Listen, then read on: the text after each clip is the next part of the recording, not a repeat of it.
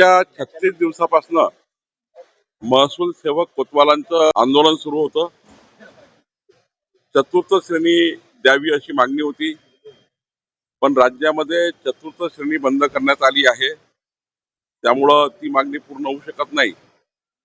पण त्यांच्या ज्या बरोबरीच्या काही मागण्या आहेत, याकरता 16 तारखेला 11 वाजता मुख्य सचिव, मी आणि वित्त विभाग, नियोजन विभाग, सामान्य प्रशासन विभागाचे अधिकारी आम्ही बसून आणि महसूल सेवकाचे एक शिष्टमंडळ त्या ठिकाणी चर्चेला येणार आहे. आणि त्यांचा जे काही प्रश्न मार्गी लावता येईल तो मार्गी लावण्याचा आमचा प्रयत्न आहे. नव्या रेती धोरणाला चॅलेंज केलेलं आहे हायकोर्टामध्ये, काय सांगणार?